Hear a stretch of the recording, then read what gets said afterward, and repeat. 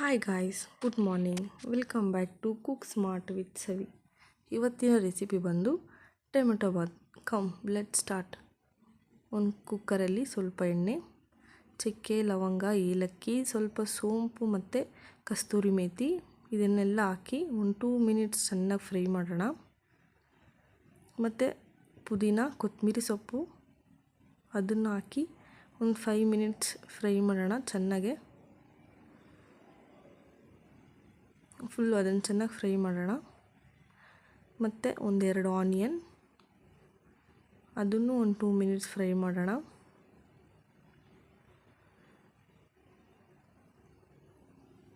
ಒಂದು ಸ್ಪೂನ್ ಶುಂಠಿ ಬೆಳ್ಳುಳ್ಳಿ ಪೇಸ್ಟ್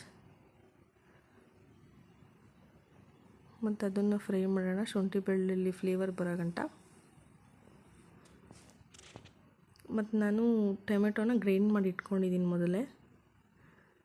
ಒಂದು 3 to 4 ಟೊಮೆಟೊ ಅದನ್ನು ಮಿಕ್ಸ್ ಮಾಡಿ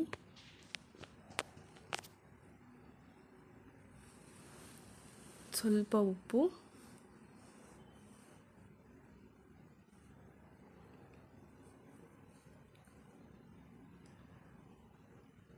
ಚೆನ್ನಾಗಿ ಫ್ರೈ ಮಾಡಾದ್ಮೇಲೆ ಬಟಾಣಿ,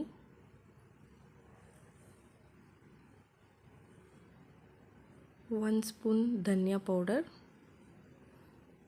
1 ಸ್ಪೂನ್ ಚಿಲ್ಲಿ ಪೌಡರ್ ಇದನ್ನು ಚೆನ್ನಾಗಿ ಮಿಕ್ಸ್ ಮಾಡಿ.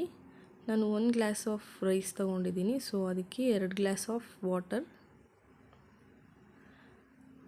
ಅಕ್ಕಿ ಹಾಕಿ ಒಂದು 2 ವಿಸಿಲ್ ಬಂದರೆ ready to taste.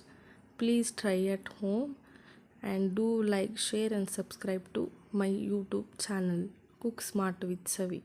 Thank you for watching.